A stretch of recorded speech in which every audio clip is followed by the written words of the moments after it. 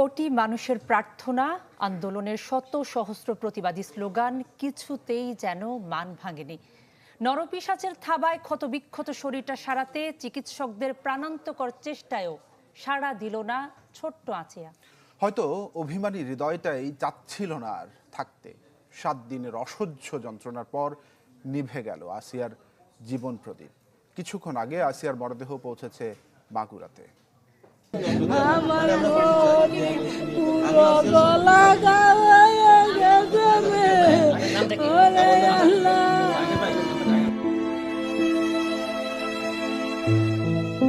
অশ্রুশূন্য মায়ের বুকটা এখন শূন্য।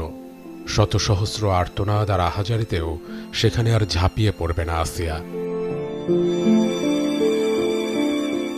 যদিও প্রার্থনা ছিল গোটা বাংলাদেশের, প্রার্থনা ছিল 18 কোটি মানুষের, তবুও বাঁচানো গেল না। শত চেষ্টাতেও ফেরানো গেল না আসিয়ার হৃদস্পন্দন।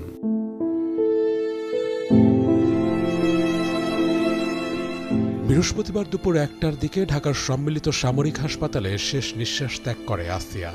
মেয়ে তো আর ফিরবে না, মায়ের এখন বিচার চাই। হৃদয়ের রক্তক্ষরণ যে থামছে না কিছুতেই। আমার মনে যেরকম ব্লেডে কাটছে, গলায় ফাঁস দিয়েছে, ঠিক সেরকম বিচার চাই আমি আপনাদের কাছে। ওইরকম ফাঁসি দিয়ে যেন ওর মারে, ওইরকম যেন ওর ব্লেডে কাটে।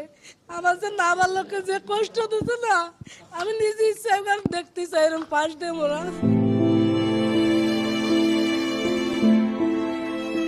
গেল 5 মার্চ নিজের বোনের স্বামী ও শ্বশুরের পাশবিকতার শিকার হয়ে মেঝেতে পড়ে থাকে শিশুটি। গুরুতর আহত অবস্থায় তাকে ভর্তি করা হয় স্থানীয় হাসপাতালে।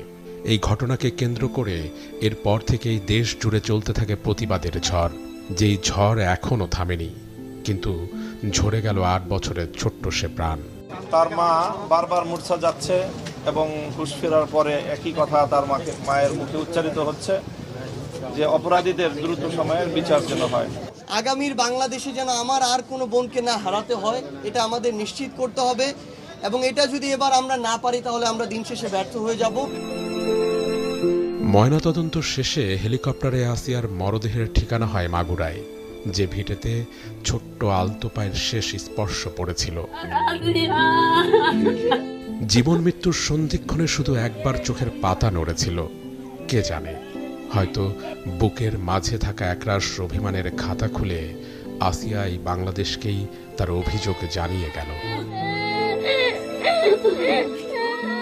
নীল মাহবুব, চ্যানেল 24, ঢাকা।